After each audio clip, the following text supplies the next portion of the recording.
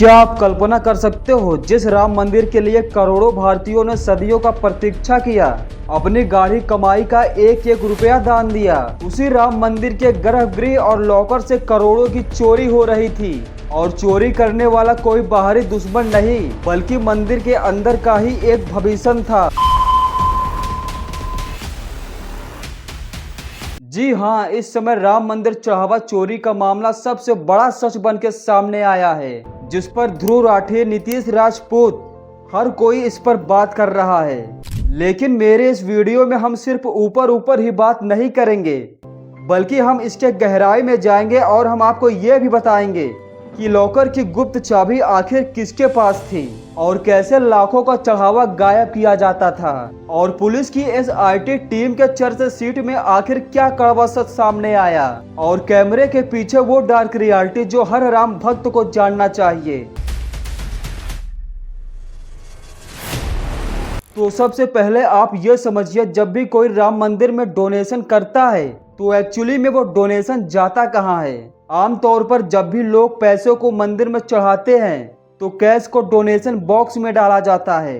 तो पूरे मंदिर में ऐसे जगह जगह पर पूरे 32 डोनेशन बॉक्स लगाए गए हैं। जब डोनेशन बॉक्स भर जाता है तो इनका पैसा लोहे के बॉक्स में डाला जाता है और इन बॉक्सों में ताला लगाकर इन्हें कार्ट में भरकर 200 मीटर की दूरी पर पिलग्रिम ट्रांसलेटर सेंटर पर लाया जाता है। और इस सेंटर बेसमेंट में काउंटिंग रूम है, जहां पर पैसों को वापस निकालकर इनकी काउंटिंग की जाती है। और यहाँ नोट, सिक्के, ज्वेलरी को अलग अलग किया जाता है और गिनती होने के बाद इन्हें बैंक के बॉक्स में डाल दिया जाता है, वो भी सील करके। और इन बॉक्स को हर सुबह reported state bank of India के एक अकाउंट में जमा करने के लिए भेज दिया जाता है। और ये जो काउंटिंग का प्रोसेस है, ये 2 शिफ्ट में होता है और हर शिफ्ट में काउंटिंग करने के लिए 20 कर्मचारी होते हैं और हर रोज का चढ़ावा कम से कम 8 से 13 लाख रुपए होता है। तो जाहिर सी बात है कि ये नंबर बहुत ज्यादा वेरी कर सकता है, लेकिन कुछ कुछ दिनों तो 50 से 60 लाख रुपए का डोनेशन आता है। और इस प्रोसेस के दौरान निगरानी रखने के लिए कई कर्मचारी होते हैं और इन पर कैमरे से भी नजर रखी जाती है। और ये सारा पैसा जाता है श्री राम जन्मभूमि त्रिक्षेत्र के अकाउंट के अंदर, जिसे राम मंदिर निर्माण और मैनेजमेंट के लिए फरवरी 2020 में मोदी सरकार ने बनवाया था। एक स्वायत्त ट्रस्ट श्री राम जन्मभूमि तीर्थ क्षेत्र। और इस ट्रस्ट में कुल 15 लोग हैं और इसमें सबसे पावरफुल है चंपत राय, जिनकी मर्जी से यहाँ एक पत्ता तक नहीं हिलता। ये बात थोड़ी चुभती है, लेकिन सच यही है कि राम मंदिर के प्रबंधन में चंपत राय जितने शक्तिशाली थे उतना कोई और नहीं था। बस कहने पर ट्रस्ट में कुल 15 लोग हैं, लेकिन सारा काम चंपत राय के इशारे पर होता था। और एक बार ट्रस्ट बनने के बाद चंपत राय ने अपने खास लोगों को मंदिर में कामकाज के लिए जिम्मेदारी देनी शुरू कर दी। और इनमें से एक था राम शंकर यादव उर्फ टिन्नू यादव। देखिए यहाँ पर क्या लिखा है कि ये चंपत राय के खास लोगों में शामिल था और ये कभी उनका पर्सनल ड्राइवर था। और चंपत राय के कहने पर टिन्नू यादव राम मंदिर का कई व्यवस्थाएं देखता था और कोई भी टिन्नू के काम में दखल अंदाजी नहीं देता था। इसके साथ ही टिन्नू यादव ने अपने भतीजे मनीष यादव को अपने साथ काम पे लगा लिया। इसके अलावा डोनेशन गिनने के लिए एक प्राइवेट एजेंसी का भी निर्माण करवा दिया था। और यहीं से शुरू होता है चंदा चोरी का असली खेल। जिस कमरे में काउंटिंग की जाती थी वहां पर 3 टाइप के लोग होते थे। पहला, प्राइवेट एजेंसी के लोग जिन्हें नोट गिनने के लिए रखा गया था। दूसरा, ट्रस्ट के कर्मचारी जो नोट गिनने वालों पर नजर रखते थे। और तीसरा, स्टेट बैंक ऑफ इंडिया और ऑडिट टीम के मेंबर। यहाँ पर मल्टीपल लोग थे वेरिफिकेशन करने के लिए, एक दूसरे पर नजर रखने के लिए। लेकिन हुआ क्या, इन सब लोगों ने आपस में हाथ मिला लिया और चोरी करने लगे। और इसमें कई लोगों का नाम आता है। सुभाष श्रीवास्तव जो डोनेशन काउंटिंग का इंचार्ज था, टिन्नू जो मंदिर का काम काज संभालता था, और ऐसे ही अविनाश मिश्रा, लवकुश मिश्रा, अनुकल्प मिश्रा, मनीष यादव, कनुरेश पांडे, राम शंकर पांडे, राजेश पाठक और केडी तिवारी। इन लोगों को काउंटिंग के वक्त नोटों के 10-10 गड्ढे के बंडल बनाने थे, लेकिन ये लोग हर बंडल में 12 से 13 गड्ढे लगाते थे। और दिखाते थे कि सिर्फ 10 ही गड्डी है। बाद में इन एक्स्ट्रा गड्डियों को निकालकर आपस में बांट लेते थे। बाद में राम मंदिर ट्रस्ट अकाउंट इंचार्ज रह चुके महिपाल सिंह ने भी ये कन्फर्म कर दिया। और गड्ढों को फिर 10-10 की गड्डी में पैक करने के लिए बड़ा रबर लगा के बनाते थे। तो 10 के बजाय 12-13 गड्ढियां तक वो बनाते थे, पैक करते थे और बक्से में फेंक देते थे। और सिर्फ महिपाल सिंह ही नहीं, अरेस्ट से 3 महीना पहले खुद स्टेट बैंक ऑफ इंडिया ने उन्हें वार्न किया था कि काउंटिंग स्टाफ के ऊपर शक है, इन्हें तुरंत हटाया जाए। और हटाने का प्रोसेस भी शुरू हो चुका था, लेकिन रिपोर्ट्स के मुताबिक ट्रस्ट के लोगों ने इसे रुकवा दिया। सोच के देखो, बैंक वाला खुद बोल रहा था कि इनको हटा दो, लेकिन मंदिर चलाने वाले बोल रहे थे कि रहने दो। आखिर क्यों? इन लोगों की मंथली सैलरी 14 से 20 हजार रुपए है, लेकिन कुछ ही सालों में ये लोग करोड़पति बन गए। लवकुश मिश्रा जो कभी कार मैकेनिक हुआ करता था, लेकिन पुलिस ने जब उसके घर छापा मारा तो उसके घर से 10 लाख रुपए निकले। केडी तिवारी ने 5 करोड़ से भी ज्यादा की संपत्ति बना ली थी।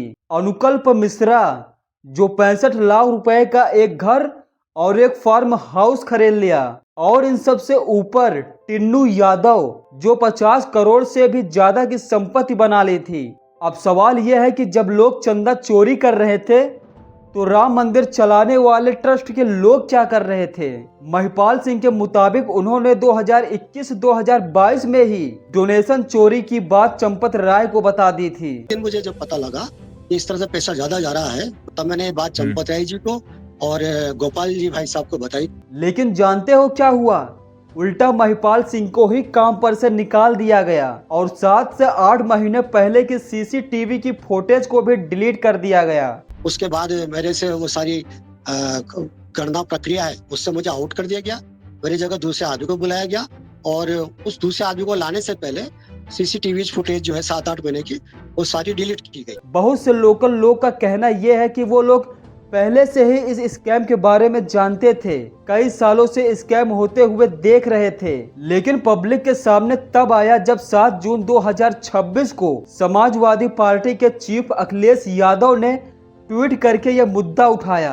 हालांकि इस ट्वीट के बाद चंपत राय ने कहा डोनेशन ऑडिट में कोई भी गड़बड़ी नहीं मिली, कोई भी उल्लेखनीय बात किसी के भी ध्यान में अभी तक नहीं आई है। लेकिन अगले ही दिन ऐसे कई कहानियां सामने आया जिसमें लोग बोल रहे हैं कि हमने तो चांदी और सोने के हार डोनेट किए थे और हमें किसी ने रसीद तक नहीं दी। और शिवसेना के संजय राउत ने आरोप लगाया है कि उन्होंने 1 करोड़ रुपए और लगभग 25 किलो चांदी की एक ईंट दान की थी, लेकिन उनको भी कोई रसीद नहीं मिली। और इसी तरह मुंबई के बड़े कारोबारी अनिल विश्वकर्मा ने 3 किलो चांदी की हार और 1 किलो चांदी का चरण पादुका दान की थी। टिन्नू यादव ने इनको अपने पास रख लिया था और उनको भी कोई रसीद नहीं दी गई थी। महिपाल सिंह के मुताबिक टिन्नू यादव ये सारा डोनेशन चंपत राय के पास ले जाता था। और सबसे शॉकिंग बात यह है कि ट्रस्ट बनने के कुछ ही महीनों बाद प्राइवेट ऑडिट कंपनी ने अपने रिपोर्ट में पहले ही कह दिया था कि राम मंदिर में डोनेशन का कोई सिस्टमैटिक रिकॉर्ड नहीं है और मैनेजमेंट हाईली अनप्रोफेशनल है। और इस रिपोर्ट में वही चीज लिखा हुआ है जो बाद में जाकर के घोटाले का कारण बनी। लेकिन 6 साल बाद भी ऑडिट कंपनी ने रिकमेंडेशन को इम्प्लीमेंट नहीं किया और इस निकम्मी सरकार ने आंख बंद कर ली थी। अब ये जानबूझ के बंद की थी या वैसे बंद की थी, आप खुद सोच लो। भगवान राम के नाम पर वोट मांगना हो तो ये सबसे पहले लाइन में खड़े हो जाते हैं, लेकिन भगवान राम के नाम पर लोग लूट रहे हैं और ये लूटने देते हैं। लेकिन जब जनता और ओपोजिशन की तरफ से प्रेशर पड़ने लगा तब जाकर उत्तर प्रदेश की सरकार ने इस मामले की जांच के लिए SIT टीम बनाया। लेकिन सवाल ये है कि क्या ये SIT उन बड़े गुनाहगारों पर एक्शन लेगी या फिर छोटे मोटे लोगों को सजा दे करके ये सब बंद कर देगी। महंत कमल दास ने भी कहा है कि और जांच वाले भी सब बेईमान हैं तो क्या जांच होगा, भगवान ही जांच करेंगे। लेकिन कमाल की बात तो देखिए, किसी भी अपराध की जांच सबसे पहले FIR से शुरू होती है, लेकिन पहले तो इस मामले में कोई FIR दर्ज ही नहीं हुई थी। लेकिन जब FIR दर्ज हुई तो उसमें सिर्फ 8 लोगों का ही नाम था, टिन्नू यादव, सुभाष श्रीवास्तव और बाकी 6 काउंटिंग स्टाफ के लोग। इन सब लोगों को 26 जून को गिरफ्तार कर लिया गया। लेकिन चंपत राय, अनिल मिश्रा जैसे बड़े लोगों का नाम FIR में कहीं भी नहीं दिखा। फिर अगले दिन चंपत राय अनिल मिश्रा ने इस्तीफा जरूर दिया, लेकिन सवाल ये है कि क्या इस्तीफा देना काफी है? क्या यहाँ पर घोटाला हुआ है, स्कैम हुआ है, तो उन्हें भी अरेस्ट किया जाना चाहिए या नहीं? आप कमेंट करके बताओ। अब यहाँ पर प्राइम मिनिस्टर की इन्वॉल्वमेंट सुनो जरा। 12 जून को बीजेपी के एक नेता रजनीश सिंह ने पीएमओ को कंप्लेन भेजी कि ट्रस्ट का पूरा हिसाब पब्लिक करो, लेकिन पीएमओ ने खुद कुछ नहीं किया।